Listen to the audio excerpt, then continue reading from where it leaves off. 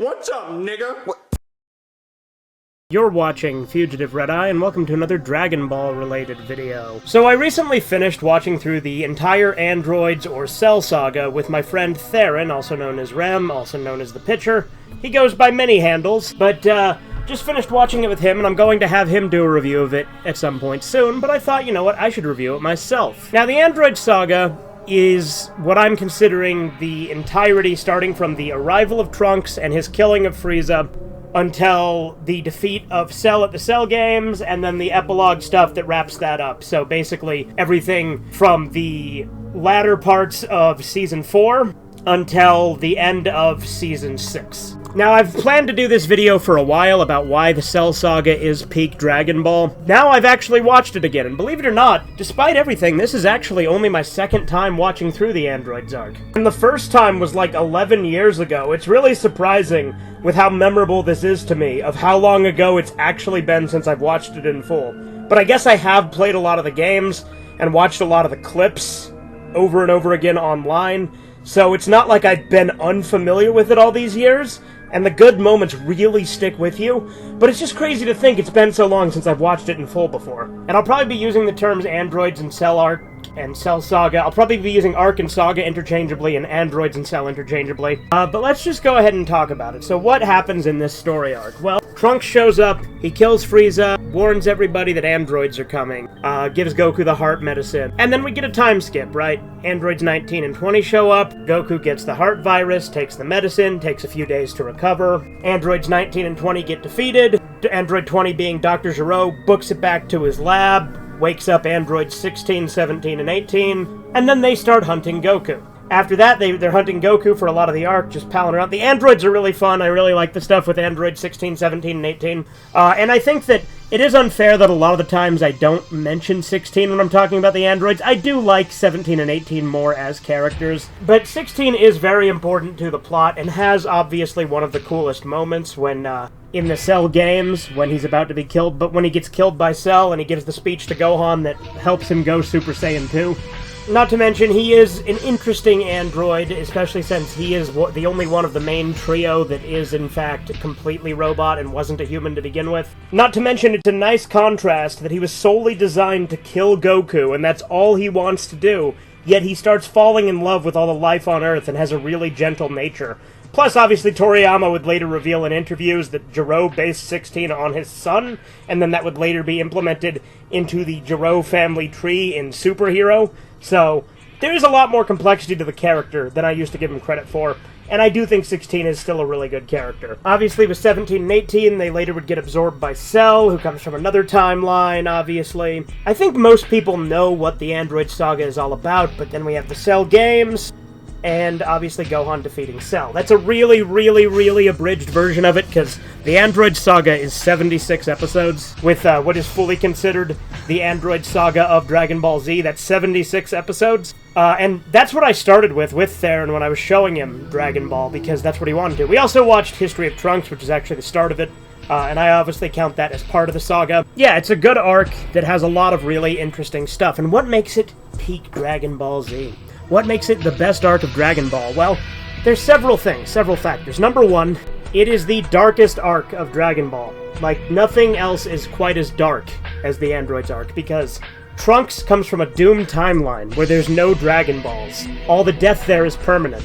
Goku is dead, Vegeta is dead, most of the Z-Fighters are all dead. The only one left was Gohan. And then he dies, allowing Trunks to go Super Saiyan. And again, these are all permanent deaths. The androids have wiped out a ton of people in this timeline. Not to mention 16's death is permanent, and Goku's death was supposed to be permanent before Toriyama was convinced to bring him back for the Buu Saga. So, it's a very tragic arc, a lot of death in it, way more than any of the other arcs. But not only is it really dark, but it also introduces time travel in a really interesting way. Obviously, Toriyama didn't know exactly what he was doing with the time travel when he started it, but as he developed it and fleshed it out, he came up with his own unique system of time travel, where effectively you're actually unable to change the past. In trying to do so, you create new timelines that are alternate universes, effectively. Although universes and timelines are treated differently in Dragon Ball, and that gets really confusing, for the sake of this, we're just talking about the timelines that create different universes in that regard. They're not universes in the same regard as stuff from Super, but in regards to timelines. And it makes an interesting time travel story where he can't change the future, but he can go back and create a timeline where it's not doomed, but also learn the skills to save his own timeline once he goes back. There's 4 different timelines, and it gets really complicated after a while, but it's really interesting, and actually all makes sense when you put it together, other than why did one Trunks go back a year earlier than the previous Trunks to tell them about androids they wouldn't have known about at that point then, unless there's some other weird timeline stuff. But other than that, the timelines all make a lot of sense. It's a lot more interesting with the way that they play out and work out. And the crazy thing to think about is, wouldn't Cell's timeline be the original timeline? So his timeline is the darkest, where everyone's fucking dead.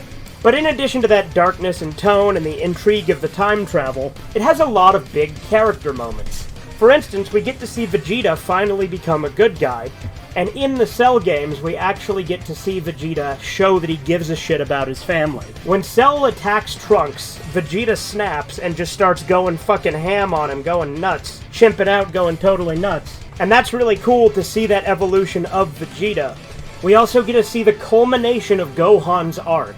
Gohan's potential has been a thing that's been teased since the beginning of Z. It's a huge thing. And finally we get to see it peak in Cell games. The father-son Kamehameha is easily one of the coolest moments in all of Dragon Ball, if not the coolest moment. Future Gohan's death is also pretty high up there for me from the History of Trunks special. There's a lot of other cool moments, like obviously Trunks killing Frieza, Vegeta killing Android 19. There's a lot of iconic moments, and the Cell Saga is just packed to the brim with them. Not to mention it has a great soundtrack. We got tracks like Perfect Cell Runs, Gohan Angers, Time Chamber, Vegeta Knows His Son. There's just a bunch of them. Cell Returns, and of course the Androids 17 and 18 theme. The first time I watched Dragon Ball Z, after the Frieza saga, I had become a little bit burned out, and then Garlic Jr. did nothing to help with that. And with the Android saga, I was interested in it to a degree, but once 17 and 18 showed up, that's when I actually got hooked on the show, and I'm like, I get it. I get what the hype is. I'm on board. I'm all for it. Dragon Ball Z, baby. Here we go. And that still is the feeling I get watching it this time. Like, granted, I like the whole thing a lot more than I did the first time rewatching it.